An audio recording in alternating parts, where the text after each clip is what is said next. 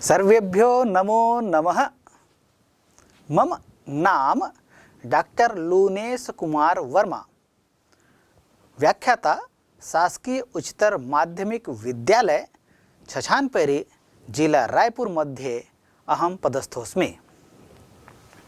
अद्य वयं पठामः दशम्यां कक्षायां पाठः परिवारः लघु एव वरम्। प्यारे बच्चों, आप सभी जानते हैं संस्कृत साहित्य विपुल साहित्य से भरा हुआ है। संस्कृत साहित्य में काव्य भी हैं, कथा साहित्य भी हैं और नाट्य साहित्य भी हैं। आज हम जिस पाठ का अध्ययन करने जा रहे हैं वह पाठ नाट्यांश है, अर्थात नाटक का अंश है। इसमें एक नाट्यांश के माध्यम से समाज में जो जनसंख्या वृद्धि के कारण विभिन्न समस्याएं आ रही हैं उनकी ओर संकेत किया गया है। जनसंख्या वृद्धि के कारण एक परिवार को किस किस तरह से विभिन्न कठिनाइयों का सामना करना पड़ता है, इसका चित्रण इस पाठ में विभिन्न पात्रों के संवादों के माध्यम से अभिव्यक्त किया गया है। तो आइए हम पाठ पढ़ते हैं।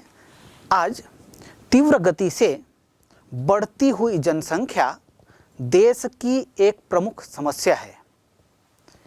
इस समस्या की वृद्धि के कारणों में निरक्षरता भी एक प्रमुख कारण है। शिक्षा का प्रचार प्रसार कर छोटे परिवार के महत्व को बताया जा सकता है। प्रस्तुत पाठ में सरल एवं हृदयस्पर्शी परिसंवादों के माध्यम से बड़े परिवार में आने वाली समस्याओं एवं कठिनाइयों को उद्घाटित करते हुए छोटे परिवार के महत्व को चित्रित किया गया है।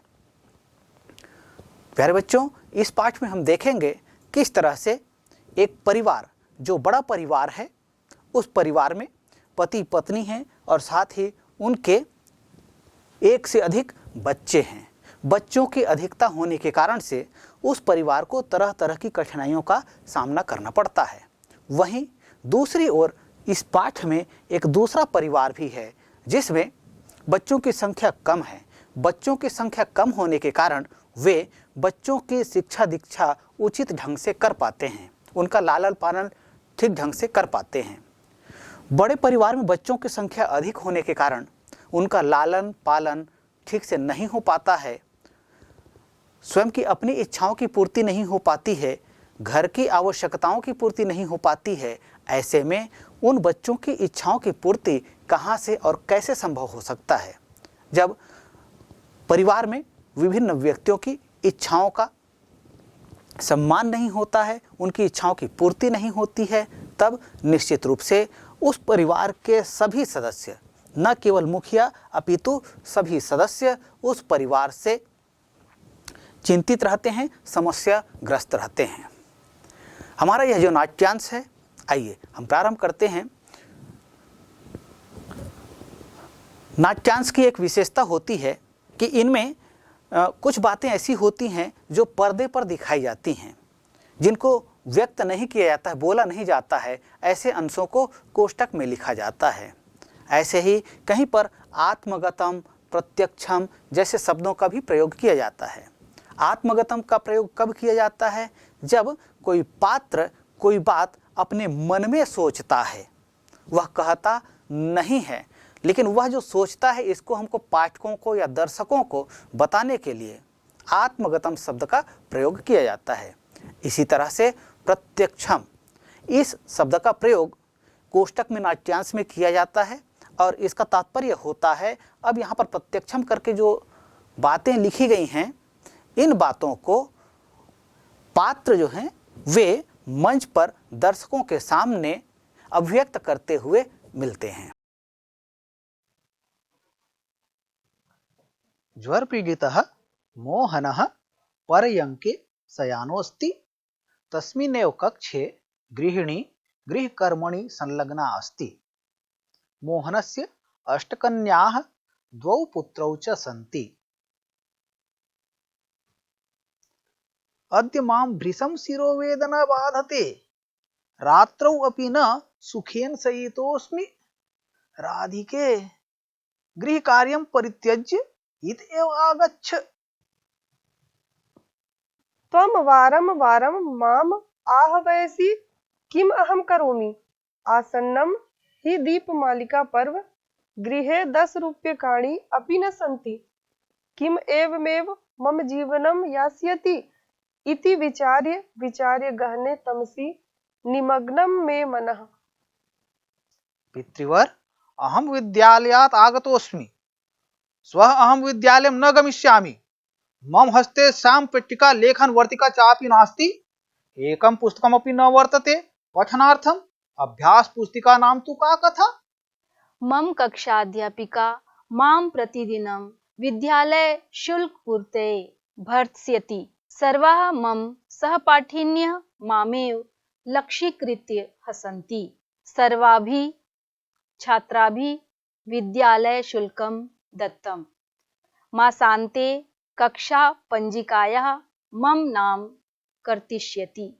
मातः प्रतिदिनमेव मह्यं कक्षाध्यापिका विषयाध्यापिकाश्च विद्यालयगणवेशं धारयितुं कथयन्ति।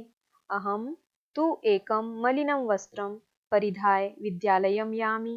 प्रतिदिनमेव मे कक्षायाः बहिः निष्कासनं क्रियते। कक्षागवाक्षात् एव पाठ्यमानं विषयम् अहं शृणोमि। मातः, 10वीं कक्षा तु मया उत्तीर्णा। न प्रेषयसि मां विद्यालयं साम्प्रतां। गृहमेव उपविष्टा अहं किं करिष्यामि?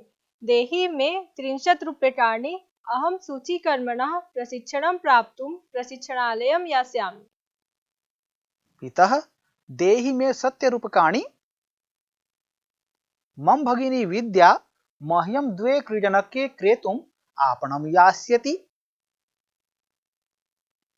पितः, मम पार्श्वे चित्रकर्माभ्यास पुस्तिका नास्ति। देहि मे 25 रूप्यकाणि। अद्यैव तां कृत्वा अहं विषयाध्यापिकया दत्तं गृहकार्यं करिष्यामि। स्वामिन्, इयं मे पुत्री मनोरमा कियत् कालात् रुग्णा वर्तते। किञ्चिदपि न खादति, शयाना एव दिनं यापयति। चिकित्सायै आतुरालयं गन्तुं धनव्यवस्था अपि नास्ति। मम सख्युः रशीदायाः परिणयोत्सवः आसन्नो वर्तते। मम अन्याः सख्यः तु सहस्राणां रूप्यकाणाम् अभिनवान् उपहारान् दास्यन्ति। दास्यामि किमहं तस्य? 200 रूप्यकाणां व्यवस्थां विना कोऽपि उपहारः आपणात् न लप्स्यते। मातः, जीर्णानि मे सर्वाणि वस्त्राणि।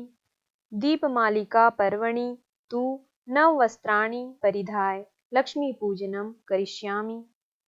पितः, नगरे सर्वत्र दीपमालिका पर्वणः शुभागमने अग्निक्रीडनकानां पटापट शब्दं श्रूयते। अस्माकं गृहं न शोधितं न धवलीकृतं। मम सखीभिः तु प्रभूतेन धनव्ययेन कृतानि अग्निक्रीडनकानि। इदानीं तु अहमपि 500 रूप्यकाणाम् अग्निक्रीडनकानि क्रेतुम् इच्छामि।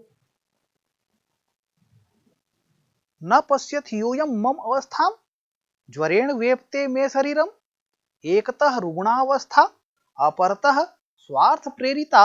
यूयं सर्वे स्वमनोरथान् एव पश्यत्। सत्यमेवोच्यते, छिद्रेष्वनर्थाः बहुली भवन्ति। मोहनस्य अभिन्नमित्रम् अनिलः स्वभार्यया सह प्रविशति। 2 कन्ये महिमा गरिमा चापि प्रविशतः। सर्वे अभिवादनं कुर्वन्ति। अनिलः, मित्रवर नमस्ते। शुभं ते दीपोत्सवः भवतु। नगरे सर्वत्र दीप महोत्सवस्य चाकचक्यं दृश्यते। त्वं कथं म्लानमुखः शयानोऽसि?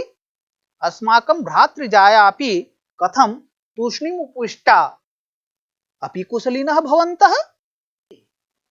भ्रातृवर अस्मिन् हर्षोल्लास समये कातरवचनानि ब्रुवाणः अस्माकं भगिनीं पुत्रान् कन्याकाः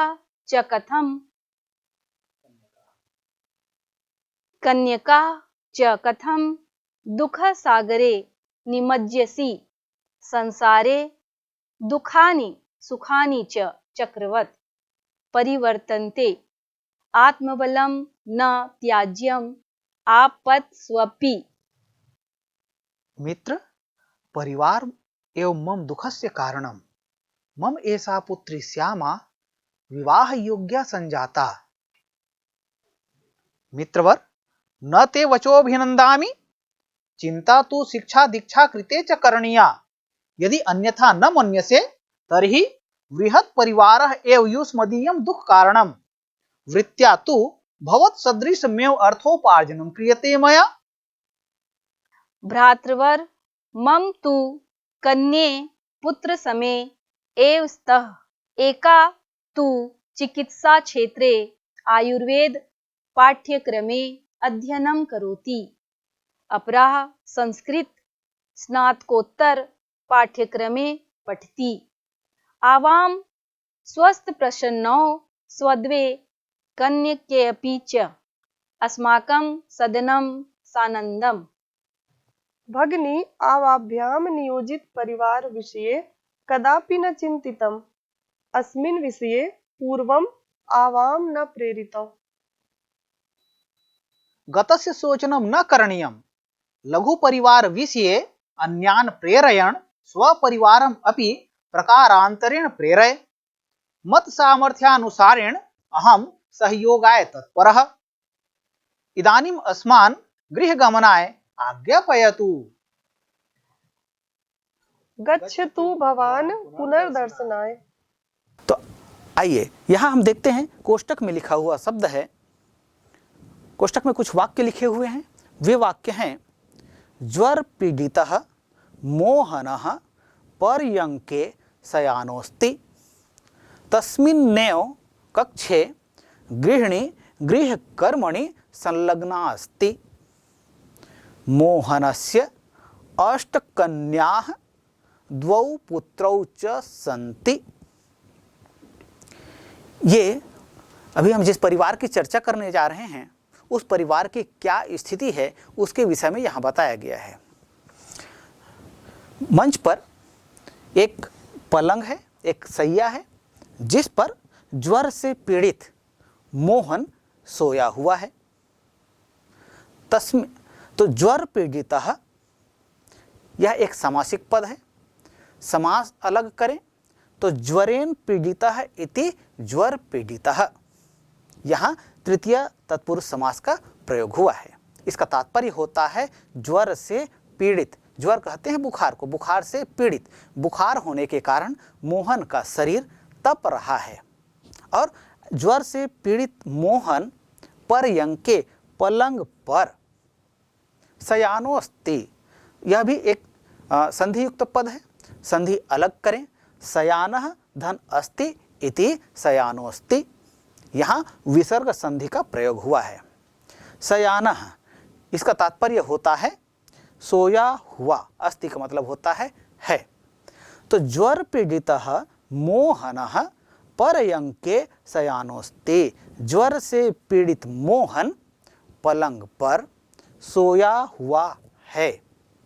तस्मिन्नेव कक्षे, तस्मिन् धन एव इति तस्मिन्नेव, यहाँ पर व्यंजन संधि का प्रयोग हुआ है और इसका तात्पर्य होता है उसी कक्षे, कक्ष में, उसी कक्ष में अर्थात उसी कमरे में, जिस कमरे में ज्वर से पीड़ित मोहन पलंग पर सोया हुआ है उसी कमरे में गृहिणी अर्थात मोहन की पत्नी, गृह कर्मणि घर के कार्यों में, संलग्ना अस्ति संलग्न है। तो जिस कमरे में ज्वर से पीड़ित मोहन पलंग पर सोया हुआ है, उसी कमरे में उसकी पत्नी घर के कार्यों को संपादित कर रही है। मोहनस्य अष्टकन्याः द्वौ पुत्रौ च सन्ति। यहाँ यह बताया गया है कि मोहनस्य, मोहन के, मोहन शब्द षष्ठी विभक्ति एक वचन का प्रयोग हुआ है। इसका तात्पर्य होता है मोहन का या मोहन के। षष्ठी विभक्ति में का, के का प्रयोग होता है, इसलिए तो मोहनस्य, तो मोहन के अष्टकन्याः, अष्ट मतलब होता है 8 और कन्या मतलब कन्याएं, तो मोहन की 8 कन्याएं, द्वौ पुत्रौ च, और च का मतलब होता है और। ध्यान दीजिएगा, च यह एक संयोजक पद है और संस्कृत में इसका प्रयोग जिन पदों को संयोजित करने के लिए होता है उसके बाद इसका प्रयोग किया जाता है। जैसे यहाँ पर प्रयोग हुआ है अष्टकन्याः द्वौ पुत्रौ, तो 8 कन्याएं और 2 पुत्र, इन दोनों को जोड़ने के लिए इनके बीच में जो संयोजक पद है वह है च। और हिंदी में इसका प्रयोग जैसे कि हिंदी में इसका अर्थ होता है और, तो हिंदी में जो संयोजक शब्द होते हैं इनका प्रयोग 2 पदों के या 2 शब्दों के मध्य किया जाता है, किंतु संस्कृत में जिन पदों को संयोजन करना हो उसके पश्चात च का प्रयोग किया जाता है। तो अष्टकन्याः द्वौ पुत्रौ च, तो अष्टकन्याः एक विशेषता और दूसरी विशेषता द्वौ पुत्रौ, तो इन दोनों पदों को जोड़ने के लिए प्रयुक्त किया गया संयोजक पद है च। तो मोहनस्य, मोहन के 8 कन्याएं और 2 पुत्र सन्ति हैं। तो इस तरह से यह एक दृश्य है, जो दृश्य अब आपके सामने स्पष्ट हुआ, दर्शकों के सामने स्पष्ट हुआ कि ज्वर से पीड़ित मोहन पलंग पर सोया हुआ है और उसी कमरे में उसकी पत्नी घर के कार्यों को संपादित कर रही है, संपन्न कर रही है, अर्थात घरेलू कार्यों में वह लगी हुई है। अब मोहन के परिवार का परिचय दिया गया।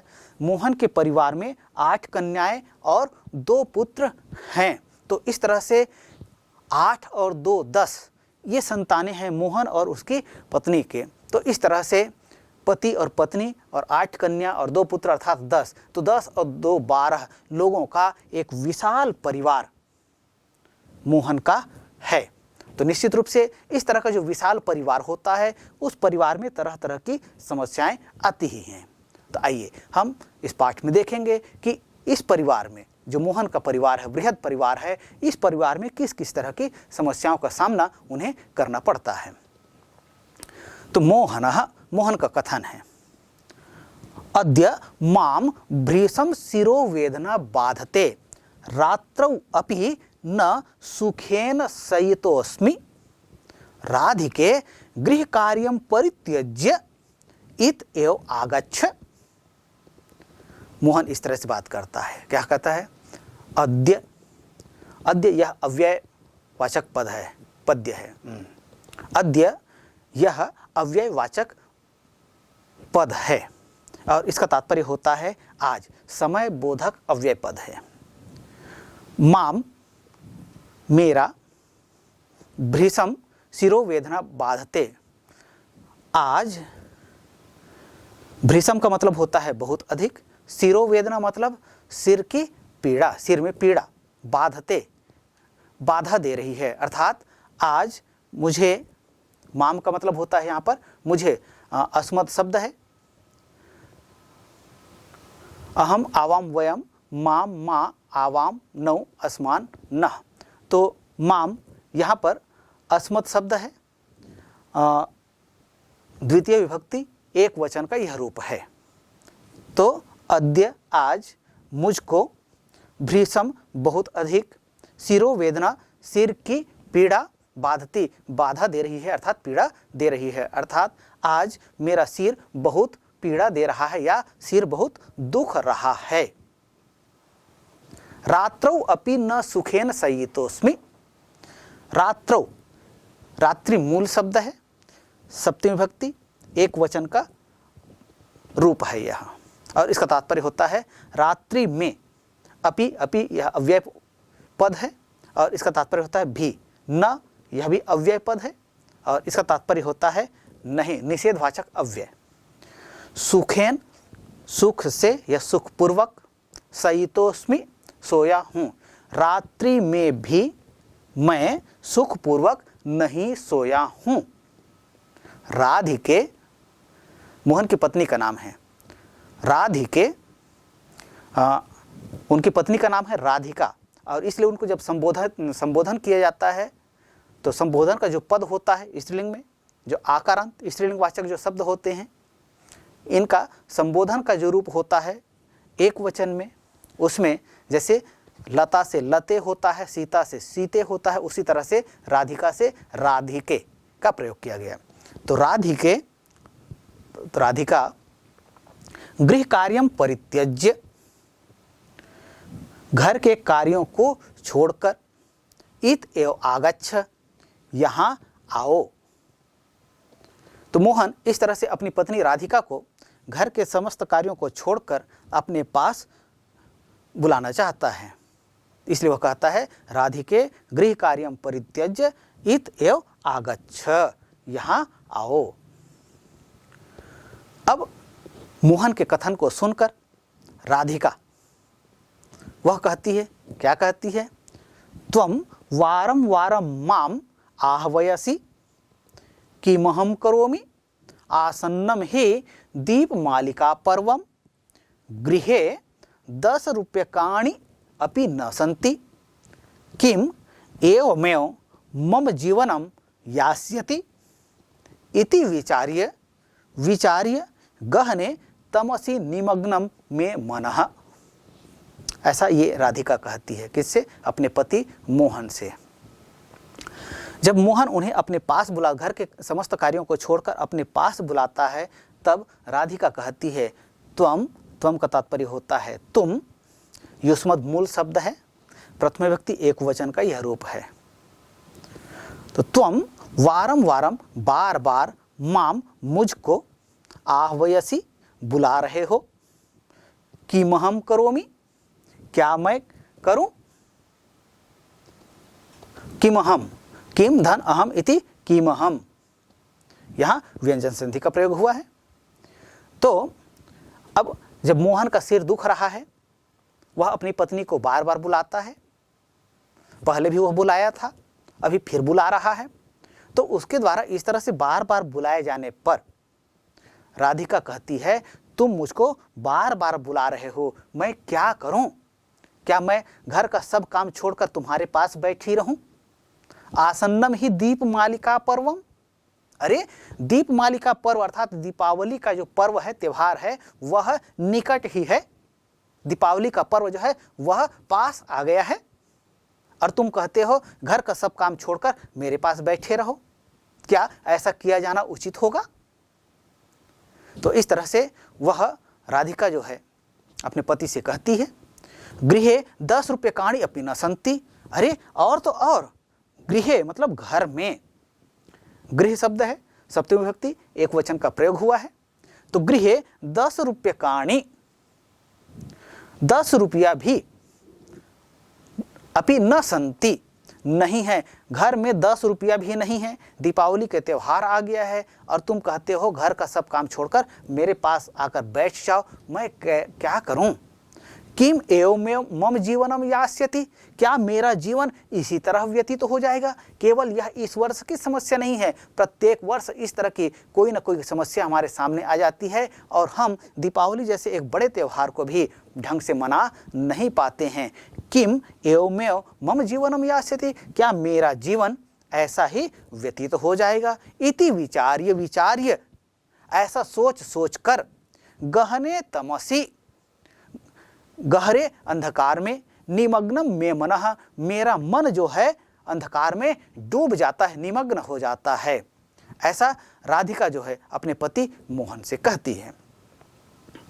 स्वाभाविक है इस तरह से जब पति बार बार बुलाता है तब पत्नी का इस तरह से नाराज होना भी स्वाभाविक है। प्यारे बच्चों, अभी आपने देखा कि इस तरह से मोहन और राधिका दोनों आपस में संवाद करते हैं, अर्थात मोहन अपनी समस्याओं से घिरा हुआ है और राधिका घर की समस्याओं को लेकर उलझी हुई है। साथ ही अब उनके परिवार के अन्य सदस्य हैं, वे उनके समक्ष आते हैं और किस तरह से अपनी समस्याएं रखते हैं, आइए सुनते हैं। प्यारे बच्चों, अभी आपने मोहन और राधिका के परिवार में जो विभिन्न समस्याएं हैं और उन समस्याओं को लेकर उनके बच्चे उनके सामने आते हैं, गोविंद, विद्या, कमला और श्यामा, ये अपनी क्या क्या समस्याएं उन्होंने अपने पिता मोहन और माँ राधिका से कहा, आइए हम इन्हें समझते हैं। गोविंदः, गोविंद का कथन है, प्रविश्य पितृवर, गोविंदः प्रविश्य पितृवर अहम विद्यालयात् आगतोऽस्मि, स्वः अहम विद्यालयं न गमिष्यामि, स्वः अहम विद्यालयं न गमिष्यामि, मम हस्ते श्यामपट्टिका लेखनवर्तिका चापि नास्ति, एकं पुस्तकमपि न वर्तते, पाठनार्थम अभ्यास पुस्तिका नाम तु का कथा। ये गोविंद का कथन हुआ। और अब देखिए, गोविंद के कथन में प्रविश्य यह शब्द लिखा हुआ है और यह शब्द जो है कोष्टक में दिया हुआ है। इसका तात्पर्य क्या है? इसका तात्पर्य यह है कि अब रंगमंच पर अर्थात पटल पर गोविंद का प्रवेश होता है और गोविंद का प्रवेश होते ही वह अपने पिता से कहता है, पिता कहाँ हैं? पिता मोहन जो है अभी भी पलंग पर सोए हुए हैं, बुखार से पीड़ित हैं और पलंग पर सोए हुए हैं। उनसे गोविंद आकर कहता है, क्या कहता है? पितृवर, पिताजी, अहम विद्यालयात् आगतोऽस्मि, मैं विद्यालयात्, विद्यालय से, विद्यालय शब्द है पंचमी भक्ति एक वचन का यह रूप है और इसका तात्पर्य होता है विद्यालय से। आगतोस्मि यह संधि युक्त पद है, संधि अलग करें, आगतः धन अस्मि इति आगतोस्मि, यहाँ विसर्ग संधि का प्रयोग हुआ है। यहाँ आगतः यह जो शब्द है यह कैसे बनता है? आ उपसर्ग है, गम धातु है, त प्रत्यय है, इस तरह से इसका रूप बनता है आगतो, आ धन गम धन त इति आगतः, पुल्लिंग एक वचन का यह रूप है। और आगतः का तात्पर्य हुआ है आया, अस्मि का तात्पर्य होता है हूँ। अस्मि शब्द कैसे बनता है? अस्मि अस धातु है, लट लकार उत्तम पुरुष एक वचन का यह रूप है। तो अहम विद्यालयात् आगतोस्मि, मैं विद्यालय से आ गया हूं। स्वः, स्वः यह समय बोधक अव्यय पद है और इसका तात्पर्य होता है आने वाला कल। तो स्वः अहम विद्यालयं न गमिष्यामि, अहम अस्मद इसका मूल शब्द है, प्रथम विभक्ति एक वचन का यह रूप है। तो अस्मद का प्रथम विभक्ति में रूप होता है अहम आवाम वयम, तो यहाँ जो रूप प्रयुक्त हुआ है वह प्रथम विभक्ति एक वचन का है। तो विद्यालयम विद्यालय को, न मतलब नहीं यह अव्यय पद है, गमिष्यामि, गमिष्यामि का तात्पर्य होता है जाऊंगा, गम धातु है, ऋट लकार उत्तम पुरुष एक वचन का यह रूप है।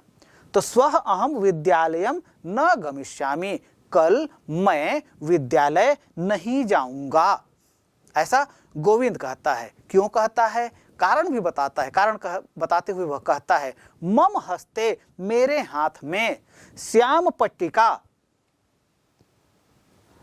लिखने की जो श्याम पट्टी होती है, तो श्याम पट्टिका और लेखन वर्तिका अर्थात जो पेंसिल जिससे उस श्याम पट्टी में लिखा जाता है वह भी, चापी च धन अपि इति चापी, वह भी, नास्ति न धन अस्ति इति नास्ति, यहाँ चापि च धन अपि, यहाँ दीर्घ स्वर संधि का प्रयोग हुआ है। नास्ति न धन अस्ति, यहाँ भी दीर्घ स्वर संधि का प्रयोग हुआ है। तो मम हस्ते श्याम पट्टिका लेखन वर्तिका चापि नास्ति, मेरे हाथ में अर्थात मेरे पास में श्याम पट्टी और लेखन वर्तिका पेंसिल भी नहीं है। एकम पुस्तकम अपि न वर्तते, और एक पुस्तक भी मेरे पास नहीं है। पुस्तकम पि, पुस्तकम धन अपि इति पुस्तकम धन अपि इति पुस्तकम पि अर्थात पुस्तक भी। एकम पुस्तकम पि न वर्तते, मेरे पास एक भी पुस्तक नहीं है। पठनार्थम, पठनार्थम यह एक समासिक पद है। पठनस्य अर्थम इति पठनार्थम, या पठन धन अर्थम इति पठनार्थम, ऐसा करते हैं तो यहाँ पर दीर्घ स्वर संधि का प्रयोग होता है। पठनस्य अर्थम इति पठनार्थम, यहाँ षष्ठी तत्पुरुष का प्रयोग हुआ। तो संस्कृत में कुछ शब्द ऐसे होते हैं जिनमें संधियाँ भी होती हैं और समास भी होते हैं। तो पठनार्थम उसी तरह का शब्द है। इसका तात्पर्य होता है पढ़ने के लिए। अभ्यास पुस्तिका नाम, अभ्यास पुस्तिका की तू तो का कथा, क्या कहना, अर्थात मेरे पास न तो श्याम पट्ट है, श्याम पट्टिका है, न पेंसिल है, न पुस्तक है। तो ऐसे में अभ्यास पुस्तिका अर्थात कॉपी की क्या कहानी, अर्थात वो कहाँ से और संभव हो पाएगा, अर्थात वह भी नहीं है। तो गोविंद जो है पढ़ने के लिए विद्यालय जाता है, विद्यालय से आया हुआ है और उसके पास न तो श्याम पट्टी है, न पेंसिल है, न पुस्तक है और न ही अभ्यास पुस्तिका अर्थात कॉपी है। ऐसे में वह कहता है स्वः अहम विद्यालयम न गमिष्यामि, कल मैं विद्यालय नहीं जाऊंगा। इस तरह से वह अपनी समस्याएं अपने पिता मोहन से कहता है।